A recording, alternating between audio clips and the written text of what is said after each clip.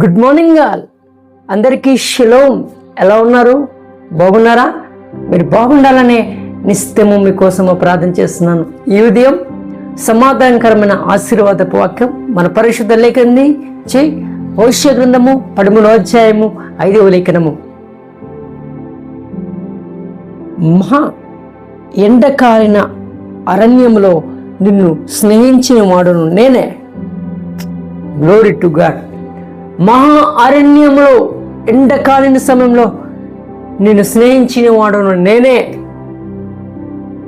ఈరోజు నువ్వు బాధపడుతున్నావు చూడు బిడ్డ, ఈరోజు నువ్వు కుంగిపోయినావు చూడు బిడ్డ, ఈరోజు నువ్వు అలసిపోయినావు చూడు, ఈరోజు నువ్వు సొమ్మసిల్లిపోయినావు చూడు. ఒకప్పుడు ఇదే బాధకరమైన విషయంలో నీకు స్నేహితుడిగా ఉన్నవాడు యెహోవాయే ఈ ఉదయం నీతో మాట్లాడుతున్నాడు. భయంకరమైన అరణ్యమనే లో మహా ఎండ కలిగిన సమయంలో స్నేహించిన వాడును నేనే అన్న యెహోవా ఈరోజు నీతో అదే మాట్లాడుతున్నాడు. బిడ్డ, నేనున్నా. ఒకప్పుడు నువ్వు బాలిన స్థితిలో, సొమ్మసిల్లిన స్థితిలో, అలసిపోయిన స్థితిలో ఉన్నప్పుడు నీకు తోడుగా ఉన్నానే ఆయన నేనే అని మాట్లాడుతున్నాడు. ఈరోజు నువ్వు దేని విషయంలో బాధపడుతున్నావు? ఏ సమస్యను చూసి వెనకడిగేస్తున్నావు? ఏ సమస్యలు చూసి భయపడుతున్నావు? బిడ్డా, భయపడకు. నీ దేవుడు యెహోవా నేనే. ఆయన నీ స్నేహితుడు, స్నేహించిన వాడు. కాబట్టి నువ్వు భయపడవద్దు.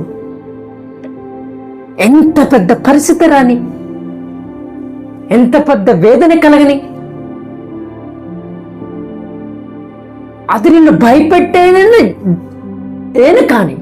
కానీ నువ్వు భయపడొద్దు. ఒకప్పుడు నీకు సహాయకుడు, నీ స్నేహితుడు యేసుక్రీస్తు ప్రభువు. ఆయన గుర్తుపెట్టుకో. సడన్ గా వచ్చేస్తున్న సమస్యలు, సడన్ గా వచ్చేస్తున్న ఇబ్బందులు, సడన్ గా శత్రు సమూహం ఒక్కసారిగా నీ మీద పడుతున్నాడు. Don't worry. నీ స్నేహితుడు యేసుక్రీస్తు ప్రభువు అన్న విషయం నువ్వు వేసుకో. గుర్తు చేసుకోవాలా?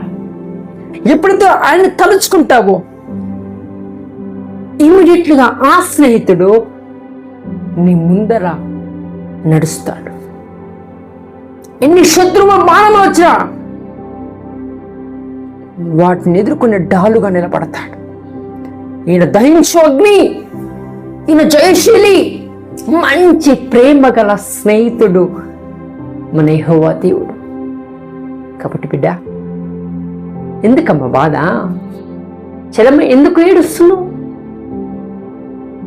ఏం లేదని బాధ, ఏమి కోల్పోతున్నావు అని బాధ, ఏమి దక్కట్లేదని బాధ, ఏం ట్రై చేసినా అవ్వట్లేదని బాధ. నో, నీ స్నేహితుడు ఉన్నాడు బిడ్డ, నీ ఫ్రెండ్ ఉన్నాడు. ఆయనే యేసుక్రీస్తు ప్రభువు. ఆ ఫ్రెండ్ని తలుచుకో, ఆ ఫ్రెండ్ని అడుగు, ఆ ఫ్రెండ్తో టైం స్పెండ్ చేయి.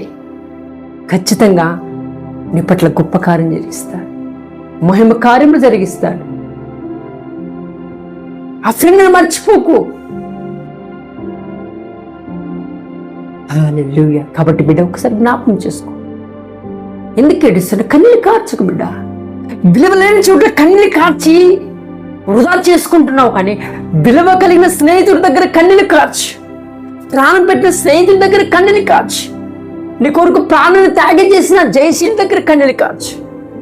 నీ కొరకు తనకు అప్పగించుకున్న వారి దగ్గర నీ కన్నీళ్ళు కార్చు కదా.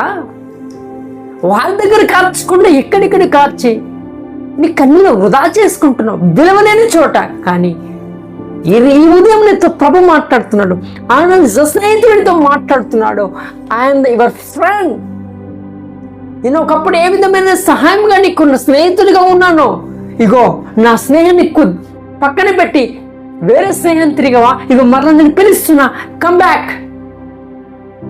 నీతో స్నేహం చేయాలనుకుంటున్నాను, నీతో నేను ఉండాలనుకుంటున్నాను. ప్లీజ్ కమ్ బ్యాక్ అని దేవుడు మాట్లాడతాను. ఒకవేళ నువ్వు వాక్యాలతో దేవుడు నిన్ను బలపరిస్తే ఖచ్చితంగా వెనక్కిరా, ప్రభు వైపు మళ్ళు, నీ స్నేహితుడు గొప్ప కార్యములు కల్లారు చూసుదువుగాక. May God bless you. అందరికీ షలోమ్.